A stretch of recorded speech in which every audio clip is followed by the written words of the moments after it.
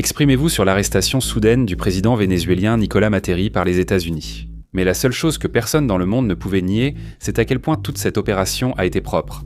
Dès que Washington a donné son feu vert final, toute l'opération militaire a été menée et bouclée en moins de 4 heures. Les défenses du Venezuela paralysées, des dizaines de gardes cubains morts et aucun soldat américain perdu. En quelques jours, les autorités vénézuéliennes auraient accepté divers accords avec les États-Unis. Avec quelques 30 à 50 millions de barils de pétrole prêts à quitter le Venezuela sans délai et avec l'industrie pétrolière américaine sur le point d'augmenter massivement ses investissements dans l'extraction vénézuélienne. Derrière la fanfaronnade et les félicitations à Washington, une réalité fondamentale reste ignorée par les dirigeants américains. Ce n'est pas parce que les choses ne se passent-t-on comme prévu aujourd'hui au Venezuela qu'elles se passeront comme prévu demain. D'un coup d'État interne à une intervention de l'armée ou un soulèvement populaire, jusqu'à l'ingérence étrangère ou la prise de contrôle par des gangs comme en Haïti. La situation au Venezuela peut facilement déraper de multiples façons. Si cela arrive, soyez assurés que Washington réagira, mais il n'y a qu'un nombre limité de choses que Washington peut réellement faire. Avant d'en arriver à un résultat que Washington ne veut même pas reconnaître comme une réelle possibilité. Avoir des soldats américains au sol, de l'Irak à l'Afghanistan, en Afrique, en Asie et au Moyen-Orient, est devenu le péché capital de la politique étrangère américaine. En grande partie parce que Donald Trump est arrivé au pouvoir en promettant que cela n'arriverait jamais sous sa présidence. Mais maintenant que les États-Unis se sont engagés au Venezuela, la perspective d'un déploiement éventuel est devenue une réalité inconfortable. La situation empire car si les anti-américains au Venezuela ont anticipé, ils savent qu'un déploiement de troupes américaines pourrait les avantager. Au lieu d'éviter cette possibilité, discutons de la présence potentielle de soldats américains. Pourquoi elle pourrait être nécessaire, pourquoi les dirigeants américains souhaitent l'éviter, et pourquoi les ennemis des États-Unis pourraient chercher à provoquer leur intervention. En réalité, au moment où j'écris ces lignes, le jeudi 8 janvier 2026, les États-Unis sont en train de consolider leur contrôle sur une nation qu'ils ont effectivement capturée. Le président Donald Trump a déclaré au New York Times qu'il prévoit que les États-Unis contrôleront le Venezuela durant plusieurs années. Et cette citation ? Nous allons utiliser le pétrole et nous allons prendre le pétrole. Nous faisons baisser les prix du pétrole et nous allons donner de l'argent au Venezuela, dont ils ont désespérément besoin. La vice-présidente Delcy Rodriguez, désignée par les États-Unis pour remplacer Nicolás Maduro, a rapidement pris les mesures nécessaires afin de maintenir l'unité du pays. Trump a averti que sans cela, les États-Unis recevraient jusqu'à 50 millions de barils de pétrole vénézuélien en peu de temps.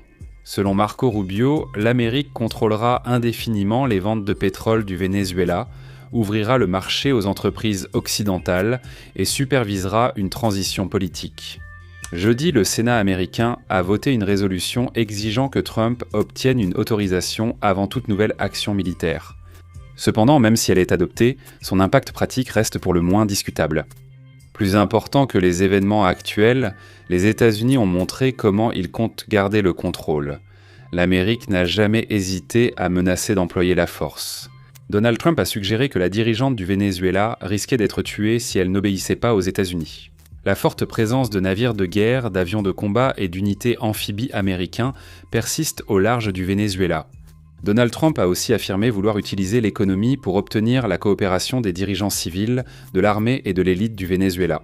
En rendant essentiellement le Venezuela dépendant des exportations d'énergie que les États-Unis faciliteront, selon des évaluations de la Central Intelligence Agency ayant fuité, les États-Unis ont estimé qu'ils pouvaient garder le contrôle plus efficacement en s'appuyant sur les membres de l'ancien régime plutôt qu'en installant des dirigeants de l'opposition dont la capacité à exercer une autorité sur l'État vénézuélien semble pour le moins discutable. Si l'on additionne tous ces facteurs, on obtient une bonne vision de l'approche globale de Washington en matière de sécurité au Venezuela.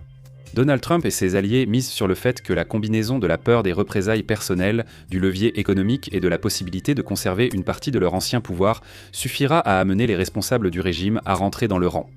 Ils misent aussi sur la discipline des hauts responsables pour garder leurs subordonnés, alliés militaires et partisans locaux sous contrôle.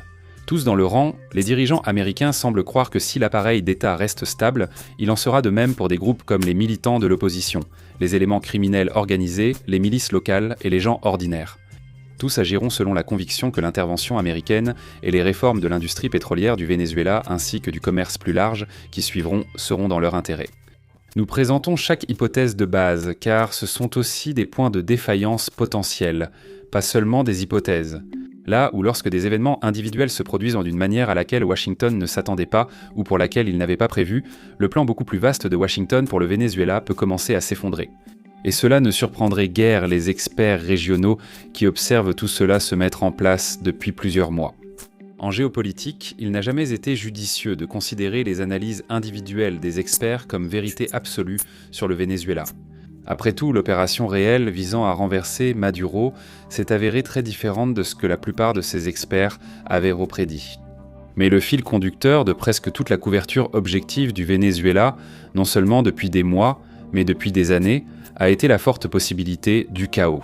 Si les États-Unis tentaient un changement de régime, ce n'est pas que tous ces experts aient défendu un seul scénario chaotique. En fait, c'est justement ça, le point. Au contraire, l'argument est qu'il y a tellement de facteurs au Venezuela, tellement d'acteurs concernés poursuivant des objectifs différents que, d'une manière ou d'une autre, quelque part, les choses sont presque assurées de commencer à se dégrader. Même dans un scénario où les États-Unis utiliseraient tous les outils à leur disposition pour maintenir la stabilité. Et à l'heure actuelle, il est devenu évident que les États-Unis ne prévoient pas d'utiliser tous les outils à leur disposition. Ou même la théorie que nous venons d'expliquer, où Washington s'appuie sur une combinaison d'intimidation militaire et de coercition économique pour maintenir la stabilité au Venezuela, cherche intentionnellement à s'assurer que Washington puisse garder une approche légère. Les raisons sont principalement politiques, comme indiqué en introduction. Donald Trump a toujours fait de son opposition au déploiement de troupes à l'étranger un point clé de son image, qu'il a ouvertement critiqué. Les outils américains de soft power incluent l'aide humanitaire, des programmes de secours économiques et des investissements dans des initiatives améliorant rapidement la vie des citoyens, dans l'espoir qu'ils finissent par accepter l'intervention étrangère qui a eu lieu. Donald Trump estime qu'il faut éviter les déploiements de troupes et toute action risquant les intérêts américains. Il pense alors qu'il pourra empêcher les citoyens américains, en particulier sa base, de subir d'éventuelles répercussions. Le problème, c'est que Donald Trump veut garder son emprise sur le Venezuela, mais il est peu probable qu'il puisse tout obtenir. Avant d'aborder les impasses stratégiques où Donald Trump s'est peut-être placé, prenons un instant pour parler d'un sujet qui nous tient à cœur. Ici, chez Warfront, notre propre service d'abonnement premium, Frontsco sur Frontstoco, nous venons de mettre en ligne une offre spéciale pour tous nos spectateurs, que vous soyez abonnés ou non. Épisode spécial, demandez-nous n'importe quoi. Nous répondons à vos grandes questions sur la crise au Venezuela. Disponible gratuitement sur Frontsco via le lien ci-dessous. Nous proposons aussi de nombreux articles en accès libre, réalisés avec des journalistes primés et des experts en conflits internationaux. En vous abonnant, vous accédez à tout notre contenu sur la France pour seulement 5 par mois ou 50 par an. Encore une fois, nous avons un épisode de questions-réponses gratuit qui vous attend dès maintenant sur Frontstockholm. Si vous choisissez de vous inscrire pour en voir plus, eh bien, ce serait formidable, merci. Évitable mais justifiable. En discutant de la présence de soldats américains sur le terrain, il faut clarifier les réalités sous-jacentes. L'idée que les États-Unis devraient stationner des troupes au Venezuela n'est pas une conclusion inévitable. C'est totalement optionnel et c'est un résultat entièrement évitable. Et à en juger par la rhétorique de Trump pendant la campagne et une fois en fonction, c'est un résultat que lui et son administration savent qu'ils ne veulent pas. Mais voici une question bien plus importante que ce que veut Trump, la question de savoir ce qu'il va faire s'il est sans forcé de décider soit d'envoyer des troupes au Venezuela et de verrouiller le pays, soit de se désengager complètement du pays. Pour comprendre où ces problèmes pourraient en surgir, nous devons identifier les raisons principales pour lesquelles des troupes américaines seraient tankées déployées sur le terrain afin de stabiliser la situation sécuritaire du Venezuela et de protéger les intérêts américains. En ce moment, Washington reconnaît parfois la perspective d'une future transition démocratique, mais seulement de façon abstraite. La conversation qui a lieu ici et maintenant, avec de vrais détails à régler, concerne le pétrole. À en juger par les signes, Washington souhaite une forte implication de l'industrie énergétique américaine dans la suite. Un immense effort sera exigé du secteur privé, alors que le Venezuela possède environ 300 milliards de barils de réserves pétrolières. Il s'agit d'un type de pétrole spécifique qui n'est pas adapté à l'usage dès son extraction initiale et qui est coûteux à raffiner. Une grande partie des infrastructures pétrolières du pays, des puits aux oléoducs en passant par les raffineries côtières, sont délabrées ou nécessitent des réparations importantes. Les compagnies pétrolières hésitent déjà à s'impliquer à cause de la proposition financière douteuse. Quelques jours après la capture de Maduro, Trump a déjà proposé que les dépenses des compagnies pétrolières soient remboursées. Des experts du secteur estiment que Washington risque de se nuire en faisant baisser les prix du pétrole, ce qui affecte les producteurs de schiste. Dans une économie tendue, les compagnies pétrolières préfèrent rester prudentes et éviter la surexposition. La proposition de Trump inquiète davantage les compagnies pétrolières, surtout si leur sécurité n'est même pas assurée pour atteindre ces objectifs. Ces compagnies devraient installer des actifs physiques coûteux au Venezuela, en reconstruisant ou construisant des installations entières. Ils devraient envoyer du personnel, probablement des Américains, pour participer à la reconstruction, même si la main-d'œuvre locale fait l'essentiel du travail.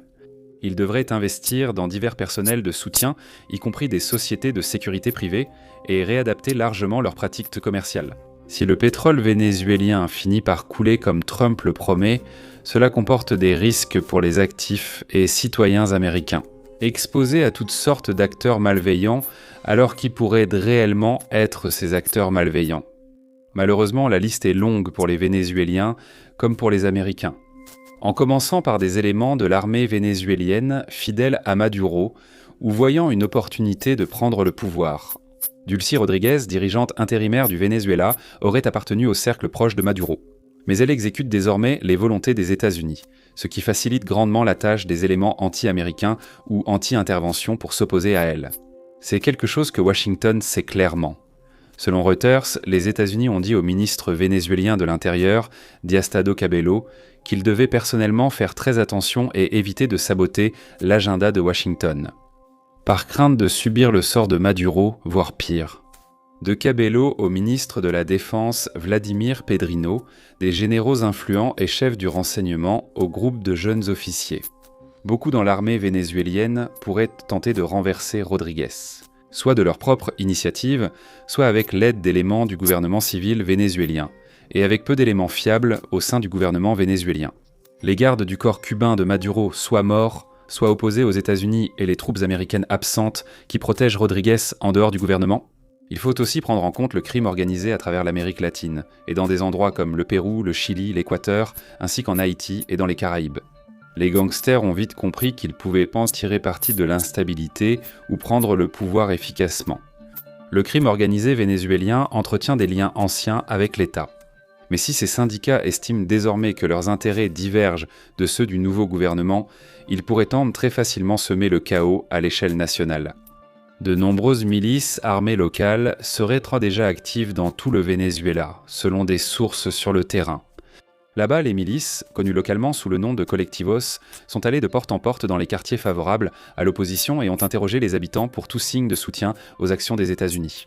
En patrouillant armés pour défendre la souveraineté vénézuélienne, il faut aussi considérer l'opposition. Là où María Corina Machado et ses alliés viennent d'être rejetés par Washington et n'ont guère de raison de croire qu'ils auront un mandat pour gouverner de sitôt, alors que Machado elle-même semble vouloir maintenir la ligne actuelle avec Washington.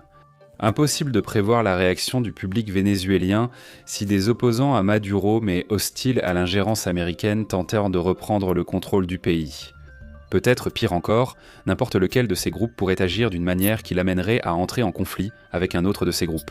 Exemple, manifestants pro-démocratie contre milices pro-Maduro ou militaires corrompus rivalisant avec le crime organisé, pour obtenir une plus grande part de l'argent qui sera détourné par la faction prête à agir. Bien sûr, on pourrait penser que l'administration Trump devrait être capable de les maintenir tous sous contrôle. Après tout, Trump n'a pas été du tout timide à propos de toute cette affaire. Il y a une raison pour laquelle tous ces navires de guerre attendent au large des côtes vénézuéliennes, et il y a une raison. Trump a menacé des hauts responsables susceptibles d'oublier à qui ils doivent obéir. Mais dans un retournement ironique du destin, la rhétorique constante de Trump contre le déploiement de troupes américaines à l'étranger pourrait finir par rendre plus probable qu'il soit forcé de les déployer ici. Lorsque nous prenons en compte toutes les forces au Venezuela qui pourraient agir contre les intérêts de Washington, l'une des deux choses sera vraie. Première option. Ces gens sont stupides, égoïstes, et n'ont même pas pris la peine de se renseigner sur la superpuissance mondiale qui dirige maintenant la politique de leur gouvernement. Deuxième option. Ils ont fait leur devoir, comme l'ont montré les longs déploiements américains durant la guerre contre le terrorisme. Les Américains supportent mal les longues interventions militaires à l'étranger, surtout si elles coûtent des vies américaines. Donald Trump l'a bien compris en faisant son programme de campagne. Cela pousse les factions anti-américaines au Venezuela à se demander si la présence militaire américaine est réellement une menace que Donald Trump agirait. Si ces factions sèment le chaos et menacent l'industrie, les dollars ou des vies américaines, Donald Trump engagera-t-il vraiment les milliers de soldats nécessaires pour stabiliser le pays ? L'ex-officier des Marines Mark Cancian explique cela aux médias militaires américains Stars and Stripes. Au moins 50 000 soldats américains seraient nécessaires pour maintenir une présence à Caracas et dans d'autres grandes villes, tout en sécurisant les installations. Et je cite, « D'un point de vue doctrinal, un commandant demanderait probablement quelque chose de plus, comme 150 000 à 200 000 soldats étant donné l'opposition publique intense de Trump, même à de petits déploiements de troupes. » On peut facilement imaginer un monde où le président américain hésiterait à engager ses forces, et même s'il le faisait, cela exposerait davantage d'atouts américains en première ligne. Si les éléments anti-américains au Venezuela ont tiré les leçons d'Al-Qaïda ou des talibans afghans, alors ils comprennent cela. Pour pousser les États-Unis à quitter le Venezuela, il ne faut pas être conciliant, mais les affaiblir autant et aussi longtemps que possible. Jusqu'à ce que l'une des deux choses suivantes se produise, soit l'industrie pétrolière américaine prend peur et refuse de coopérer davantage, soit la pression intérieure contre le déploiement des troupes américaines au Venezuela devient si intense que Trump est contraint de se retirer. Dans tous les cas, il y a une chance que Trump et ses alliés se soient déjà placés dans une situation impossible, là où loyalistes pro-Maduro, seigneurs de guerre, opposition démocrate, cartels criminels et autres factions anti-américaines défieront Trump. Première option, il pousse Trump à un déploiement de troupes coûteux et impopulaire, contraire à ses engagements. Deuxième option, il cède et tout ce matériel militaire au large du Venezuela n'est qu'un tigre de papier, capable seulement de punir l'élite vénézuélienne qui a la malchance d'être au pouvoir dans le pays ce jour-là. Les actions de Washington pour écarter Maduro ont été un succès tactique évident. En évinçant Maduro puis en suivant leur trajectoire actuelle, Trump et ses alliés se sont peut-être déjà condamnés à l'échec stratégique. Merci de votre attention.